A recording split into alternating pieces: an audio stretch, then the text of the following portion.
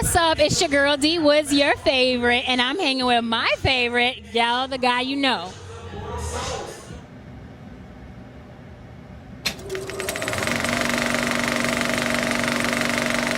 What's up? It's Nick Gallo, the guy you know. I'm here with someone I feel like I've known forever now, D.Woods. How are you? Yeah, I'm good. How are you?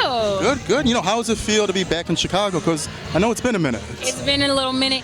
I'm happy that it's summertime this time. So, yeah, I'm happy to be here. I'm definitely looking forward to getting some deep dish pizza. Okay. Yeah, and you know, excited about this event that we're here at the Boss Up Magazine Empowerment Summit. I spoke on the panel about just being an entrepreneur, and I'm sure you know it ain't nothing for the light of heart. No, it's not. This is for real gangsters. Yes. This entrepreneurship. Yeah, and I know a big thing. You dropped a new song with a DJ from the UK. Yeah. So tell me all about it and how did you get in contact with him to really, you know, get together and make this? Okay, well, Tepper is his name. He's from France, and we are both signed to Cobalt Music as publishers. So obviously I'm a writer, he's a producer, and they like to match people up because they're like, oh, they're all our clients, and he was working on a project. His people reached out to me, asked if I would like to do a collaboration. I was like, yeah, you know, and it was really electronic, like we've never like met in person. So I'm hoping that I'll be in France. I'm ready. My passport is ready to be stamped. Yeah, and the song came out yesterday. It's called Taste of Love. It's real upbeat, real fun, real pump your fist, you know, real sweat out your hair song. I wrote the lyrics, and you know, he did all the chopping and skewing and all that stuff that they do. So yeah, and I want everywhere that you get music. So all the places you get your music, Apple Music, Spotify, Tidal, all the places. Yeah. Yeah. But yeah, I want to break down. So you've dropped music every year. You always drop music since the beginning. You've always been consistent with dropping music. You know, you have 2015, you had Keep Calm Dance to This. 2014, Your Tattoo. Well, 2015, you had Find Your Way as well. Yeah. 2014, you had Your Tattoo. 2013, Goldmine. 2012, To the Bottom. 2011, Foolish Dreamer. 2009, Legalize Me. So what project out of all those, or single, I guess, would you say really sticks with you a lot? That like is more dear to your heart than the rest, that you just had a good time? You know, they're all like my kids. Still to this day, because Legalize Me was a part of the gray area.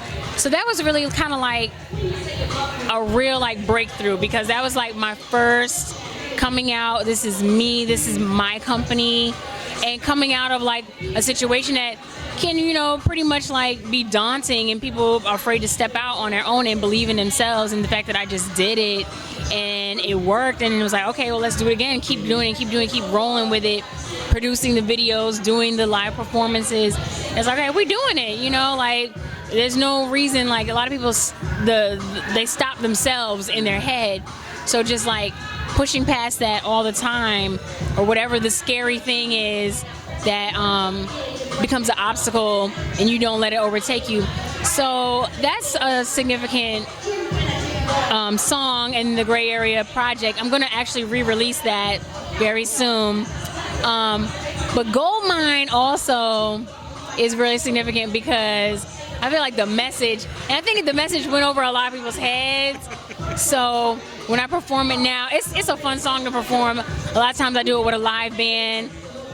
So we've done different interpretations with it. Of course, I always like to pull up a guy on stage. To the Bottom is just a super fun party record, crazy. Yeah, it's just like whatever, stand on the bar, pour shots in people's mouth, like. So I think each one has a special place in its own way. And I know you just went to Essence Fest. So how was it? I never went. I heard it's you have to. Everyone tells you like, Nick, you have to go at least once in your life to experience it. And Essence Festival, in the past, you know, I always looked at Essence Festival as like a super grown and sexy thing. It's like, oh, that's not really my age, girl. That's cool. I like the songs. I like those artists, but I ain't gonna take no trip down there to see it. But now they're starting to bring out a lot of the newer artists. They had Ella Mai, they had Daniel Caesar, Miguel's performed there, Kendrick Lamar's performed there. They have like those super lounges where they kind of do the breaking artists, and then they have like the veteran artists do the main stage. And I, ironically, just out the blue, you know, Essence is always my birthday weekend. I'm a Cancer.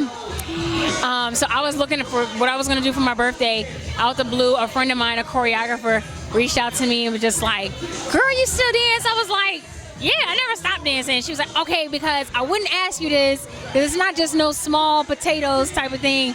I was like, what's up? What you got? So Teddy Riley is doing his Teddy and Friends. They're honoring him on Essence. What time is rehearsal? I'm there. Because he brought everybody out. He brought out SWV, Dougie Fresh. He brought out Tank. He brought out Keith Sweat. He brought out Rex and FX. He brought out MC Light, Guy, Aaron Hall, Damian Hall. Like, it was like every song that you grew up to listening to, the songs I grew up learning how to dance to. And because they fired a dancer, so not to put nobody out there, they fired somebody, and so they asked me to be a part of it. I was like, okay, yeah, and this is like the best way to spend my birthday, and I had to learn the 2-hour show in a week. Like 2 hours of material. And Teddy Riley was super cool, super like humble. He just wanted to make a great show for the people. We did the choreography from Remember the Time, and Genuine performed that to honor Michael Jackson. And it was just like, oh my God, you forget how many hits this man has made. Like, you literally have made the soundtrack of my life. So that was amazing. And then being on that in the Superdome, huge stage, 75,000 people, and everybody was just there partying. So it was more of a party than it was a performance. And so I told Teddy Riley, I was like, you know, my birthday party is the show. And it certainly was. And then the icing on the cake was we got to stay and just sit back and watch Janet Jackson do her thing. And I was just like, and now I'm taking out my notes because class is in session. Janet Jackson is on stage. So. It's like one of a kind. Right. It's one of the best years right here, for sure. Yeah. You know, another thing I know, you did Lee Daniels' Star on Fox. Yeah. So how was that whole thing? Because I know, man, I know. You've done tons of stuff with it. I think I haven't seen you almost 2 years. So you've done a lot within them 2 years. So how was that? It was great. Working with Queen Latifah, working with Lee Daniels. He's very passionate, intense, you know. But he has some good things to say, like working with him on camera, off camera. And he was just like, you remind me of Taraji. And I was like, I'll take it. I'll take that. You know what I mean? And of course, working with Queen Latifah, because she's reinvented herself. She's been in the game. And you just gotta kind of sit back and be like, these people are legends, and I'm working side by side across from them, doing lines back and forth, comparing notes. The directors, Chris Robinson was the director on one of the episodes that I did, and he actually cast me in my first video, which was Jay-Z's Change Clothes. So he was just like, Woods, and I was like, hey man. So it was just like, you know, if you stay in it and you stay working, you keep passing the same people up, and your work speaks for itself, your character, everything speaks for itself, and people are just kind of like happy to see you and embrace you and happy to see what else you are bringing to the table. Like, oh, we didn't know that you did this. Well, actually, yeah, I got my degree in theater, so better be ready for this scene, you know. And then meeting the girls, 3 girls of the group Star, Ryan Destiny, Jude, and the third one's name. Ooh, edit that part out. Brittany. They're sweethearts. Miss Lawrence, who plays, what's his character name? Because I still call him Lawrence when I'm watching him on the screen.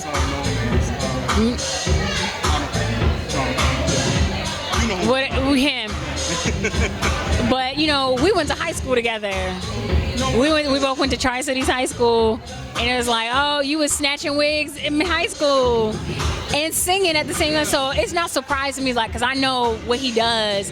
He was like, does Lee know our history? I was like, I don't know. He's like, I'm gonna tell him.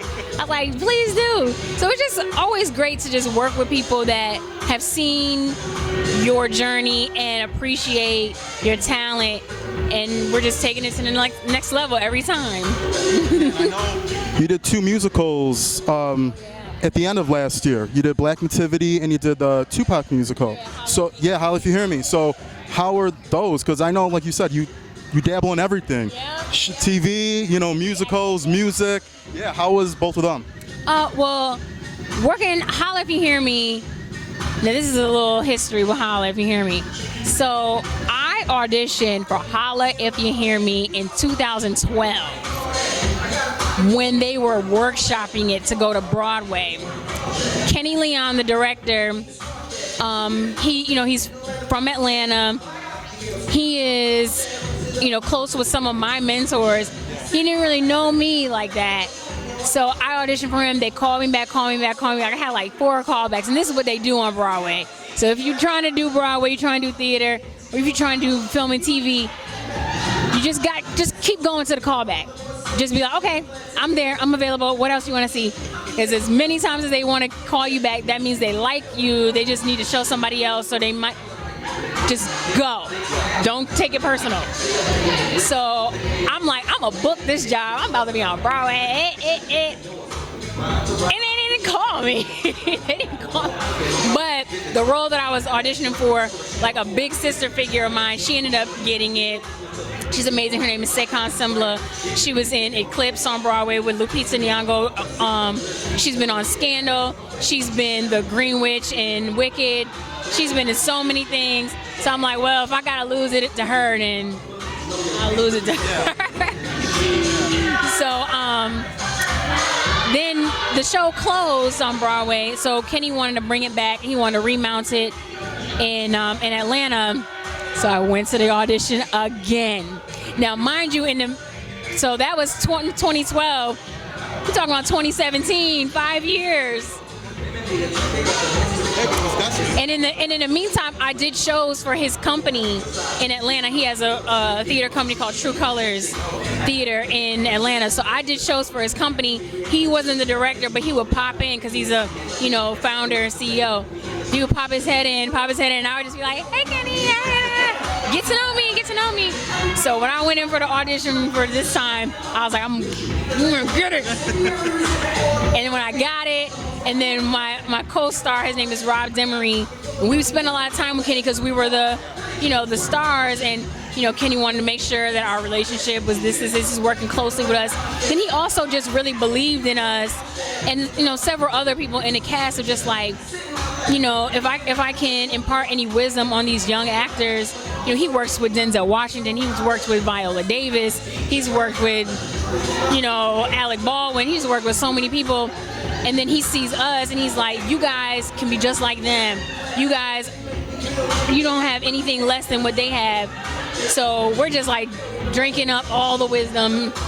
And so I was like, Kenny, I auditioned for Holla in New York. He's like, you did? And I was like, yeah. He was like, did you audition for me? I was like, yes. It was like the 3rd or 4th callback, and he was just like, and you could tell he was in his head like kicking himself like, what? But all in timing, it had a great response with the crowds there, the producers from New York, cast, people who were from the New York cast.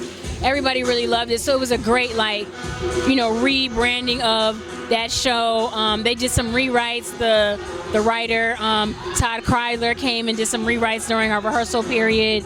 The music director, Matthew Head, he, formatted stuff specifically for my voice or for other people's voice. So it was just a great, experience. And I was sad that it came to an end.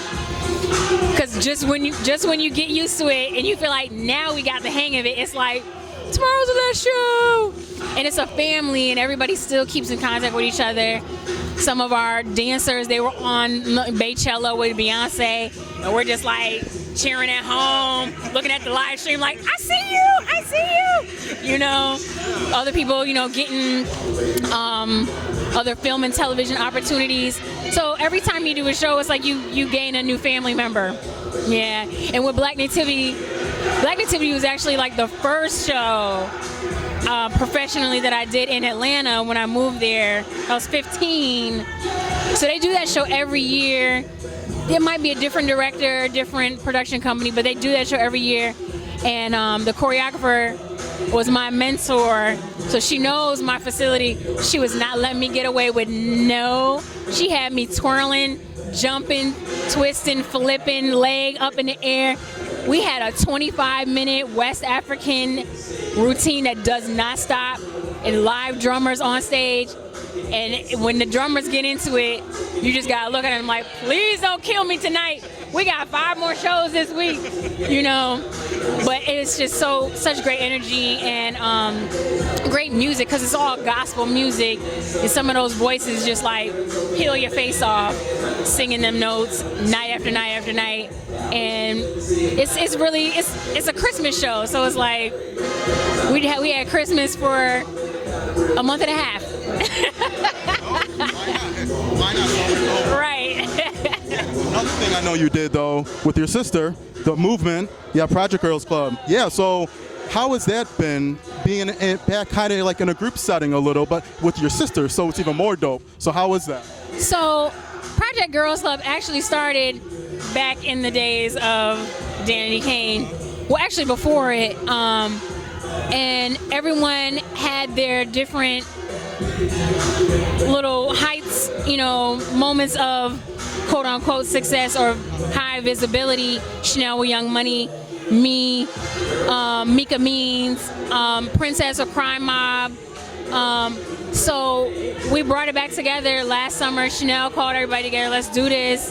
You know, we've had our lessons, we've taken our bumps and bruises, and we're still dope. Like, let's not let the industry write us off. Like, you know, if no one's gonna do it for us, we need to do it for ourselves. And we know so much more now, and we ain't, you know, wide-eyed, bushy-tailed. We're not gonna fall for the okie doke like we had before. You know, we know everyone has like war stories or battle scars, and we can like help this next installment go further. Because before, when we did it, we were just doing it because we're just doing it. Just doing it for fun. Like, oh, let's all get in the studio. Oh, I got a show, come with me. And we were just doing it, not even knowing how powerful it was then. And people who see us coming back together now, they're like, oh my God, great, I used to love Girls Club so much. It was like, great, because we were just playing around. We were just playing, we were not serious about any of that stuff. But it was dope, you know, and just having that that raw talent, or just that raw like creativity, everybody coming together. So we have a record called Run Up. We just shot the video in Miami. It should be dropping soon. And there's more music to come. We've been doing like spot dates. We hit some media outlets in New York and some DJ conferences, because you got good DJs on your side first. So look out. It's a movement. It's definitely girls behaving badly. You know, today everything is now, it's kind of, that's how I know I'm getting old, I feel. Everything is throwback now. Well, to me, I guess. Yeah, there's new music, there's throwback. Would you ever, I'm not talking about a reunion, because whatever with that, but like just a show, maybe a couple shows, like 4, you would perform your music, each member formerly of Danity Kane would perform their own music, and maybe you would do just the hits with them, just professionally for business. Would you ever be open to it? I've never not been open to doing business. It's always the way the business is done or not done, that for me anyway. But I mean, like I say, you know, all these other projects that I'm actually involved in, and they don't have these kind of like bad taste in my mouth.